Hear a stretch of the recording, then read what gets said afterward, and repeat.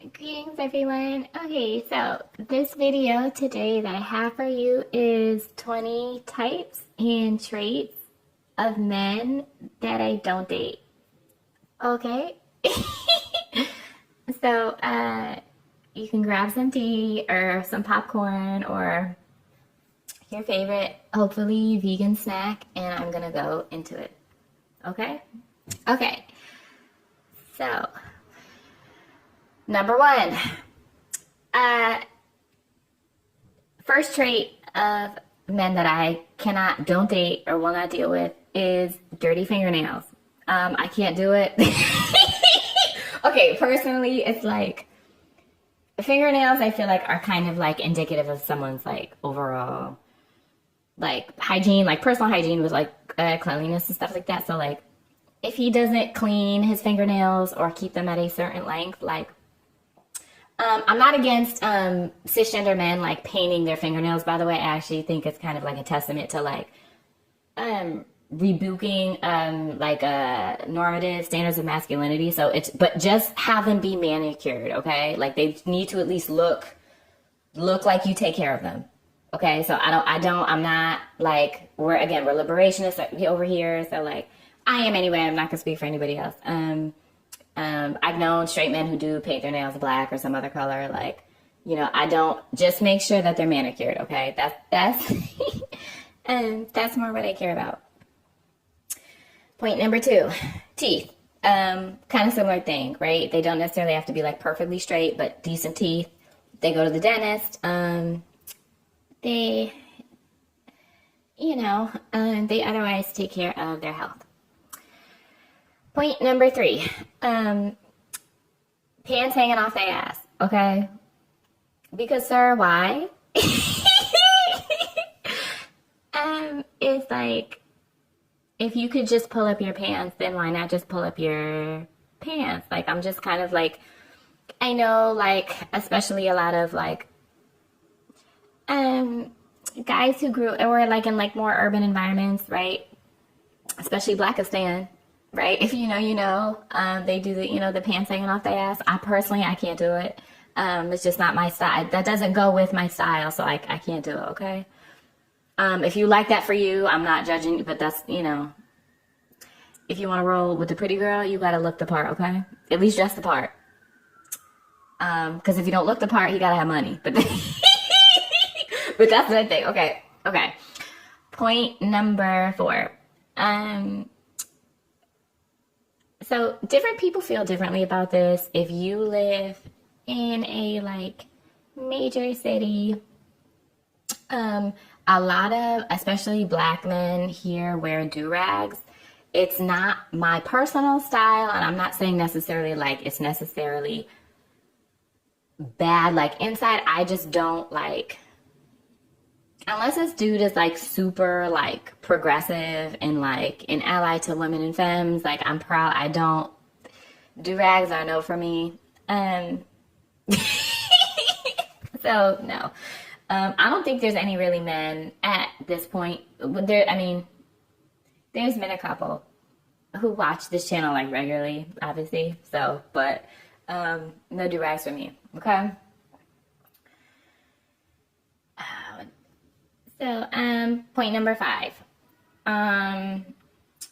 If they smell or or have any type of odorous hygiene. Okay.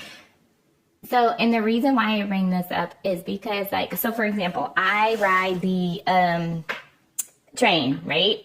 So, the amount of men who like will have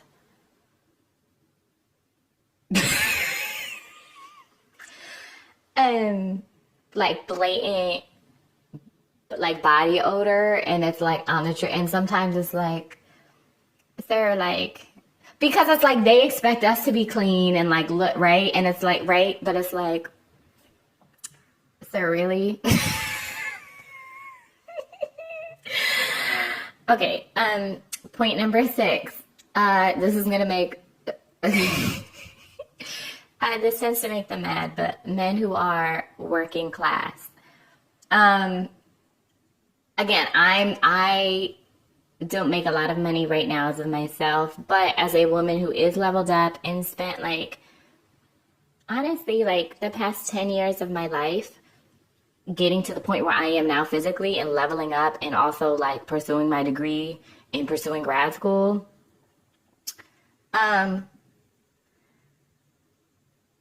Like, bitch, you better come with money. Like, it's literally that simple. I do not have to, I can't do it. Like, I've given working class dudes a chance before. They want to fight you over $100. I cannot do it. It's just not compatible with the leveled up girly lifestyle, right? So, no working class, okay? Point number 7. A guy who is not fluent in English. Now, this may be something that you may not really think about, but again, I'm in the New York area, so there's a shit ton of men here who approach me, and their English is not like their level of English proficiency is not like is not where I would need it to be, right, to communicate. Now, obviously, like most men, like they're not like they don't even think to that level. Like most of them are not even that intentional. So they're just like just some dude the other day, right? Like he tried to ask me for my number. This man doesn't even speak English, yo. It is just like, yo, like, what are you, like, I was just like, no. And then I said to him, I was like, no, Espanol, I only speak English, only English. And then he looks like disappointed, and then he like walks away, and I'm just like, bro, like, okay. Point number 8. This is when I start to, okay, these are certain professions that I avoid. Men who work in security. Why? Men who work in security tend to be cop adjacent. So I'm just saying, like, I can't do that. And they don't make enough money. So self-explanatory. Point number 9. Firefighters. In my experience, so certain past experiences that I had, I noticed that a lot of firefighters tend to be like kind of a little bit more blatantly misogynistic. So that kind of falls into point number 10. Again, these are occupations to stay away from. Cops, for obvious reasons. I'm not going to date a police officer. You know, fuck the police. I don't deal with cops. You know. Self-explanatory. Number 9, landscapers. Again, don't make enough money for me. A lot of them are overtly misogynistic. There was one dude who was a landscaper who was like super sweet to me when I was young and I was in a precarious situation. But outside of that, no. In construction, kind of similar thing. A lot of these professions, the DV rate, the misogyny, I can't do it. I'm not taking that risk. Not doing it. Okay. Point number 13. Guys who are short. Now, I want to say this in a way that, I mean, fuck it. I don't comment on the channel. Okay, so if you're a subscriber of mine, I'm 5'11", I'm a model. In my experience, okay, experiences that in the past where I was in either DV adjacent situations or I was threatened with physical violence from a man, a cisgender heterosexual man, was the one thing that they all had in common was that they were shorter than me. Okay? That's the one, right? One was Puerto Rican, one was black. Another one was, what do you call, like, it's just, and the reason for that is their socialization under this patriarchal, hierarchical structure, right? It's like, I think I may have mentioned this in another video, but it's like you're already attractive, you're already out of their league, and you're taller than them. Like, that's too much for them to handle. I can't do little man syndrome. I also, like, I can't deal with any type of guy who's insecure about, like, really, like, so it's not going to work for me, okay? You already got to be secure to be with a hottie. You already got to be secure to be with a baddie. Like, that's, you know, so I can't do shorties. Okay, for the most part. Point number 14.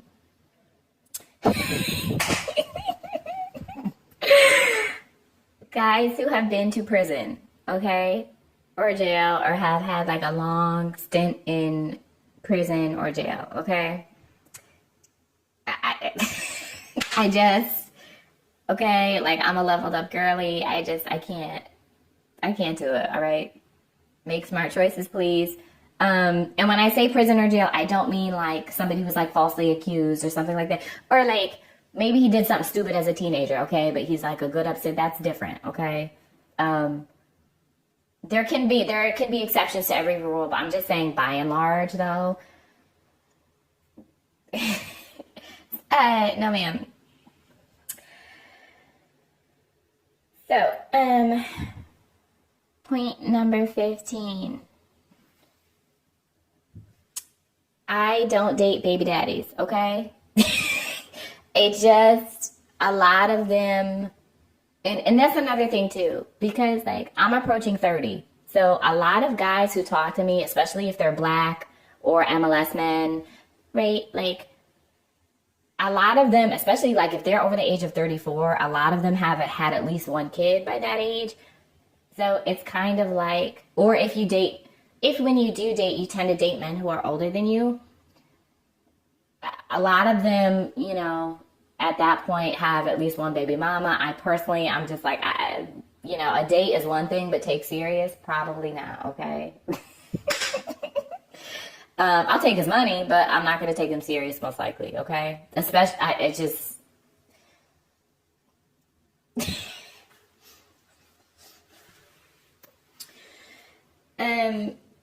So, point number 16. If they use drugs or are addicted to some type of substances, that's just a deal breaker for me, honestly. I can't do cigarettes. I don't even really, even some people, you know, like some dudes just be like, yo, it's just marijuana. I don't really see the problem. And I'm just like, so for me, I don't like any substances. Some of y'all may be new to this channel. I'm vegan. I don't have any vices. I don't smoke. I don't drink. So for me, like,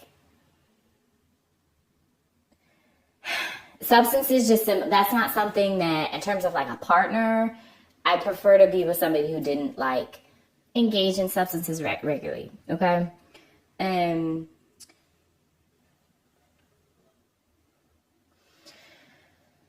then, so point number 17 is alcohol. And I'm not saying like an occasional glass of wine or an occasional beer, but somebody who like drinks regularly. Again, similar point, because I don't smoke, I don't drink. Some people call me like straight edge. I know. I don't think that's like a Gen Z thing, but like, I can't do substances of any kind, because it's just like, you know, so somebody who doesn't use them regularly. And surprisingly, like, that's kind of hard to find, especially if you're somebody who dates men, because a lot of men, I think part of this has to do with their socialization, right? But like, a lot of them are, men, I think statistically are more likely to like use drugs than alcohol. You know, and then plus a lot of them are emotionally, that's actually another point. But, so like they, you know, they're more likely to go to than actually just like do, engage in like healthier, coping stuff. Okay. Point number 18. So men who haven't started their own divesting from patriarchal conditioning journey. This is a huge point for me. There's such a small number of cisgender heterosexual men that are actually doing this, to the point where, like, this is one of the reasons why I really don't date, because like 99% of dudes that I talk to end up like, even if they, because a lot of men won't admit that, like, oh, like they agree with some red pill points or something like that, but a lot of them, like, they won't come out and say that because they know that's going to ruin their chances, right? Especially they know if you're left leaning, or they see that you're feminist leaning. Right, a lot of them are not, like, a lot of them won't lead with that. So, and very few men are doing that. So, like, again, that's why I said earlier, straight men who are able to, like, paint their nails and them, like, them not view that as a threat to their masculinity. Like, I find that really attractive, because it symbolizes to me that you're more likely to be safe. You know, and if that's not personally for you, maybe that may not be personally for you, but this video is not about you, okay? So, I don't want to hear bitching in the comments by pick-me's, okay? Hopefully none of them are watching this video, but you know how the YouTube algorithms sometimes be algorithming. Okay. Point number 19, emotionally unavailable. And this kind of wraps into my prior point, as in, like, because most men aren't doing this work of, like, divesting from patriarchal, societal, social conditioning, most of them, the vast majority of them, are basically emotionally unavailable because they don't emotionally invest in women, right? Most men don't really do that. Most men are not even romantic. Like, right? Like to be romantic, like, a lot of men will fake being romantic. You know, they mask, they do all of these things, just to get you to kind of put your guard down, or ultimately, right? You know, as a woman, right? As a woman with a vulva, you know, get into them panties. And so if you're a woman who's very perceptive, like me, and knows what she wants, like me, doesn't settle, like me, and sees through all of the bullshit, you're not gonna get like, you can't be tricked, like, you can't be bamboozled, right? Because you already, number one, have experience, right?